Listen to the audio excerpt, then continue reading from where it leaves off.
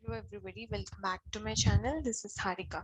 So in this video we are going to see the basics of Orchestrator. So how you can create a robot, how you can create a machine, and how you can connect that to your studio. So let's see how we can do that. So basically, as soon as you are there or on your tenant, so you can see the folders, right? So default will be the by default the classic folder will be created, and this is the modern folder that I have created. So just go to default, and here we can see the options to create robots, right? But before to robot I should have a machine. So let's go to tenant. So under tenant you can find something called machine. So just go into this particular tab. Here you have an option called add machine. So click on it. So you can see there are machine templates, standard and elastic robot pool. So you can select either machine template or standard, but if you wanted to understand what's the difference, you can just come over here. Here what I'm doing, I'm creating a standard machine. That means whatever the automations that I'm running, that has to be specific to the workstation. So it should run only in my particular machine. So if you see here, has to be an exact match to the name of the workstation that the robot is installed in.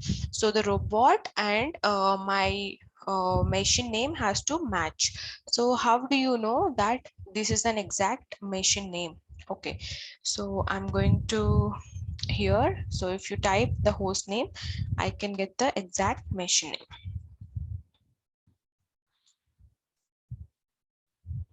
So I want an unattended automation. So I'll just give it one, and then you can provide in some description. If you want a testing machine, you can give the testing as one, and then I'll click on provision. So after which my machine got created. So if you say no robot or assigned to it, but I can see a machine key which I can use it for future purpose. So once after the machines are created, the next thing is robots. So if you see here, currently we don't have any of the robots created, right? So let's go to the default, and here I have an option called as robots. So go here and add a robot. So the same way, robot or the floating robot. So as I created the standard machine template, I'm going to have a machine standard robot. Okay, so I'll say unattended robot I'm going to create. Okay, so here I'll change this to unattended, and you have to provide in the domain username. So go to command prompt and just type who am I. You'll get the username of the system. Just provide in, and then you have to provide the password. So this is something mandatory that you have to do whenever you're going for certain standard robots. So just click on create.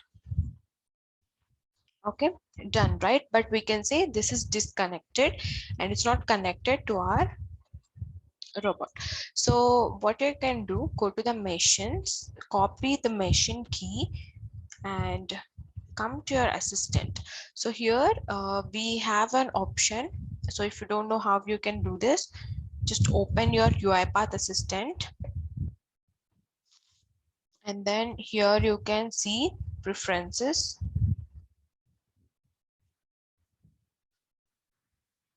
So once this page gets loaded, me close this and okay, it's done.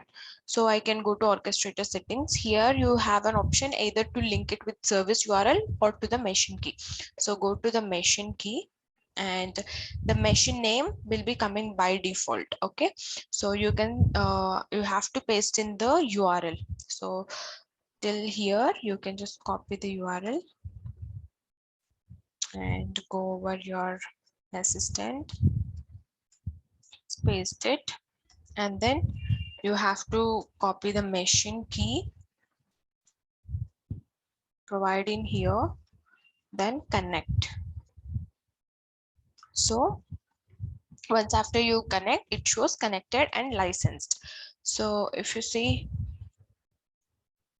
Here it shows what is the version of the studio, and also the if it's a complaint in the sense if the version mismatch is there, then it shows non-complaint. And then you can come to the default and you can go to the robots to check if this is connected or not connected and available status. So we are good with this right now. So you can just go to your studio and you can check this is connected to your default folder, right? So this is how you can create a robot and machines, and how you can connect your studio to that orchestrator just by providing those values into your UiPath assistant. Okay, so I hope this is clear for you. And we have used a standard machine template in this video. I will also make a video on how we can use the floating template and floating robots. So I would see you in the next video for that concept. Thank you so much for watching. Do subscribe to my channel for not missing any of the future videos.